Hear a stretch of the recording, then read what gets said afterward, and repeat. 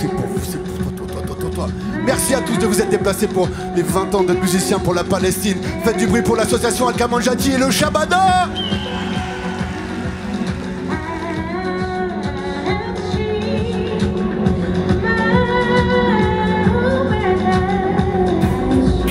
Pour tous les révolutionnaires dans la place.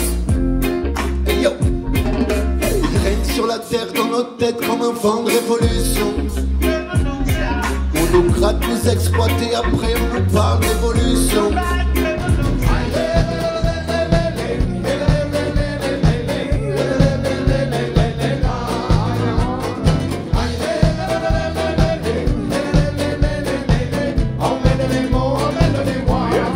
Aujourd'hui, Al-Kamanjati regroupe une dizaine d'écoles de musique en Palestine, touche des milliers d'enfants, toucher et amener la musique à plus de 150 000 Palestiniens à travers les festivals, les événements. Dire que la musique, c'est d'abord l'expression d'une émotion, et l'émotion est humaine avant tout et avant d'être géographique ou historique ou culturelle, ethnique, tout ça.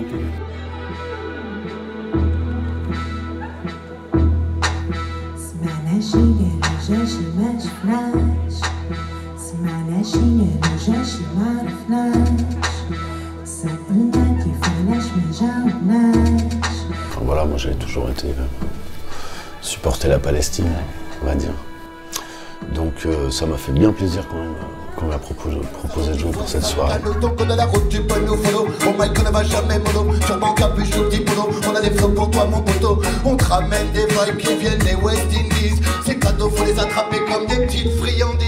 Les vibes sont bonnes de Paris à Kingston. Je vois partout sur la planète le reggae music sonne. Certains préfèrent le rose, d'autres préfèrent le dancehall. Tomahawk sur tous les stacks revient donner le tempo. C'est une cause qui nous tient à cœur. On n'est pas un groupe forcément où on met les causes en avant, contrairement à ce qu'on pense. Nous, on aime bien faire de la musique et la cause principale, c'est la musique qui sert de lien social. Et quand on nous dit on veut se servir de la musique pour soutenir la cause palestinienne, là, ça nous parle à fond, effectivement. Parce que la musique, ça sert à faire du lien social, à faire du lien entre les gens. Et si ça peut en plus servir à adoucir un petit peu les réputations de pays, etc., bah, ça nous a parlé tout particulièrement.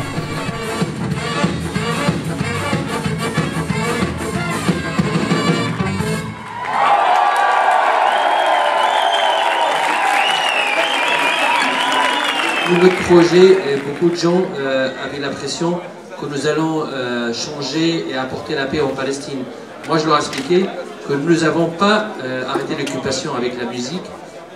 Nous n'avons pas arrêté ces murs qui sont en train de se construire parce que nous avons commencé en 2002 et en 2003, le mur a commencé à se construire à ce moment-là et puis la Palestine a été complètement encerclée avec un mur.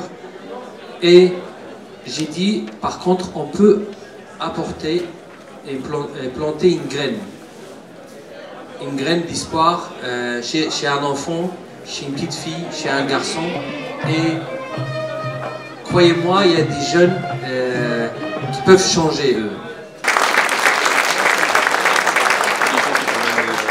L'association France-Palestine Solidarité est vraiment très fière de soutenir depuis le départ Al-Kamanjati, sachant qu'effectivement l'action de la FPS, c'est aussi une action complémentaire.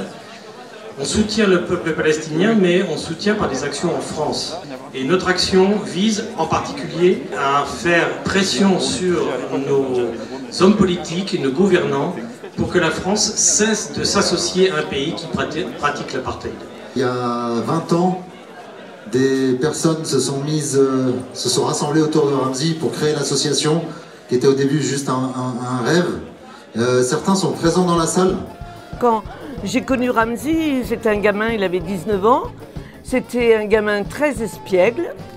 Et quand il parlait sérieusement et qu'il nous disait qu'il allait créer des écoles de musique en Palestine, je lui disais, mais t'es complètement frappé. Vous avez les chars israéliens dans vos rues.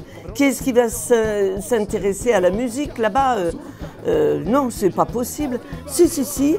Et Ramzy a montré une telle pugnacité. Il a tellement dynamisé de gens autour de lui que des jeunes et des moins jeunes ont participé à la création d'Al-Kamanjati en 2002, bah oui, effectivement. J'ai quand même eu la chance de rencontrer beaucoup de monde dans ma vie. Pas mal de gens qui avaient des projets, voilà, souvent des grands projets. Mais des gens comme Ramzi, je pense que j'en ai jamais rencontré, franchement. Je n'ai jamais rencontré quelqu'un qui était capable de mobiliser autant de volonté autour de lui, de force, d'énergie, pour arriver à ses buts, en fait. Et à ses rêves, mais ses rêves sont des buts. Ramzi, c'est pas juste des rêves, c'est pas un rêveur, Ramzi. C'est quelqu'un qui a un objectif et qui met tout en œuvre pour y arriver. Et qui y arrive quasiment à chaque fois. Je t'en prie, Yacine. C'est Yacine, toi, c'est ça? Ouais. Ramzi, ça ouais, j'allais dire Ramzi. C'est extraordinaire. Ouais. Je dirais que 20 ans après, je sais ce que ça veut dire faire de la politique au sens noble, en fait. Effectivement, je pense que des centaines de personnes ont été touchées, aidées, ont compris ce que c'était qu'avoir un horizon possible autre que leur quotidien de guerre et d'occupation. Donc c'était une belle aventure, mais je suis contente d'avoir participé un petit peu avec ma petite participation. Ce que je ressens 20 ans après, j'ai en tout cas de la fierté d'avoir participé à mon petit niveau à ça. Au niveau émotion, je suis content, très heureux de voir que tout le monde est vraiment a donné toute son énergie pour un premier concert debout, enfin, le 24 février 2022, au Shabada, pour les techniciens, pour les musiciens, pour tout le monde. Ici, ce soir, c'était vraiment comme un peu ressuscité, en fait. 3, 2, 1, top! Al-Kamanjati est parti avec qu'un rêve de centre-ville d'Angers. S'est développé très rapidement, parti en Palestine avec une majorité d'intervenants qui venaient du monde entier, puisqu'on n'avait pas de professeur de musique local. Aujourd'hui, Al-Kamanjati fonctionne complètement avec des musiciens, des équipes locales. Donc, Al-Kamanjati vit, continuera à vivre, autonomie et futur. Donc, on peut dire qu'on a eu notre pari, puisque Al-Kamanjati peut vivre longtemps après. 54 secondes. Oh là là.